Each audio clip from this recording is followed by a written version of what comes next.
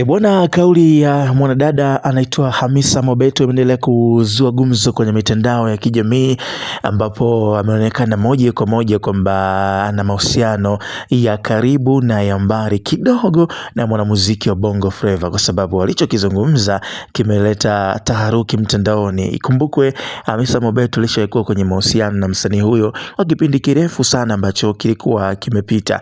Hapa utakuja kuzungumza mfano mwaka 2021 hivi, mwaka 2019 2018, ambapo waliweza kuwa kwenye mahusiano na waliweza kupata mtoto mmoja ambaye anaitwa yupo kwa Hamisa kwa sasa. Sasa kauli ambayo amezungumza ni kwamba Diamond kwake amekuwa hachomoi. Diamond hana mpaka sasa, bado amekuwa anampenda sana, lakini ndio hivyo tu, amekuwa akiingilia kati mwanadada ambaye anaitwa Zuchu. Lakini ukija kuangalia pia Hamisa Mobeto ameweza kuolewa na mchezaji kutoka Burkina Faso, na mzungumzia Azizi Ki, ambaye ndio amekuwa akiwa naye kwenye mahusiano kwa muda mrefu.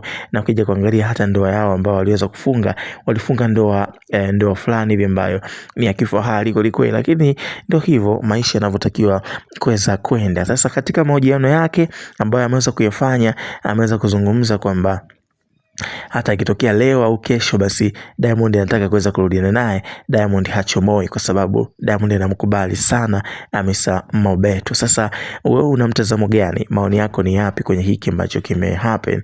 Unaweza kutuambia hapo chini ili tuweze kujua upande wako ni upi. Sasa katika mahojiano ambayo amezidi kuyafanya mwanadada huyo, imeendelea kuacha alama fulani hivi na kudhihirisha kwamba pengine Diamond bado anamuonea wivu mwanadada huyo, kwa sababu kuna kipindi, kuna picha ambayo aliposti Hamisa akiwa na Azizi, then Diamond akaja ku comment pale, akaweka emoji ya kucheka, zile akaweka emoji ya mikono juu akisema mambo hayo. Sasa kauli ile kaibua mjadala mzito kwenye mtandao, na watu wanaotumia mitandao ya kijamii wakisema kwamba pengine Diamond amekuwa na bado na upendo na mwanadada huyo, kwa sababu wengi tunatambua kwamba moja kati ya wanadada wazuri kutoka Tanzania basi ni huyu Hamisa Mobeto. Sasa Mange Kimambi pia ameibua mjadala mzito na kuweza kufichua siri nzito ambazo ziko nyuma ya panzia.